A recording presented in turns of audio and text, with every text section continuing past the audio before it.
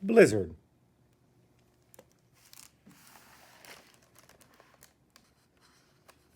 One day, when I was a young boy, nearly 4 feet of snow fell from the sky.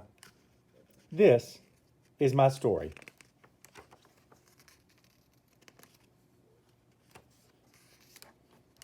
The first flake fell right before recess. It was followed by many, many more. The wind whipped up and school closed early. By the time my sister and I got home, the snow was already over our boots.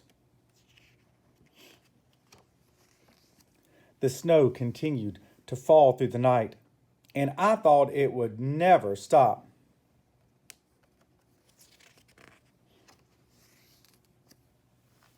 The next morning, the snowdrifts were so high we couldn't open our front door, so we went out the window instead. We laughed as we sank deep into the frozen powder, but walking was hard. It was like trying to move through white quicksand. Every few steps, I had to stop and rest. It was even too deep for our sled. We need sled dogs. When we went back inside, we were cold, wet, and tired. We made camp by the wood stove, and our feet tingled as we sipped hot cocoa made with milk. On the third day, Dad shoveled the driveway so he could get the car out when the snowplows came. We dug tunnels and secret rooms under the snow. An igloo can keep you warm in sub-zero temperatures. What's an igloo?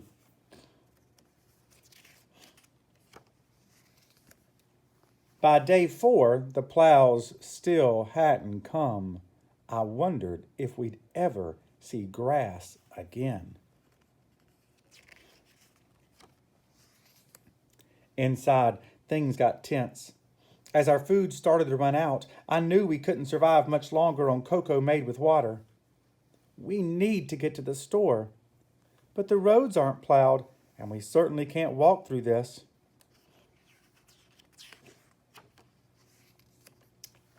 On day 5, I realized it was up to me to take action. I was the only one who had memorized the survival guide. I was the only one who knew what equipment was required. I was the only one light enough to walk on top of the snow. On day 6, I made a list. Milk, bread, eggs, candy bar. I prepared the sled, then I set off. My usual landmarks were covered by snowdrifts, but I managed to check in with the neighbors on my long journey. Checked in with the neighbors, went the wrong way, helped build a snowman, climbed a lookout,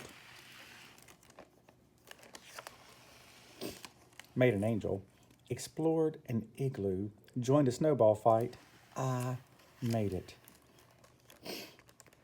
Coffee, peanut butter, okay.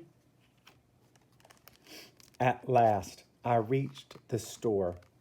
I was tired, hungry, and chilled to the bone, but I couldn't think about myself. I was on a mission. Are you going to carry all of this by yourself? Yes, sir. I've got my sled. Yes, he's back on the way now. On the return trip, I raced to drop off the groceries before the sun went down. Grateful smiles and cheers gave me the energy I needed to make it back home. Woof! That night, we all had hot cocoa made with milk, and it had never tasted better. It was a perilous journey. But there was something else we still needed. Snowplows! It looked as though we would see civilization again after all. Guess we'll have to go back to school tomorrow. Boo. Thank heaven. I was going stir crazy. We had survived the blizzard.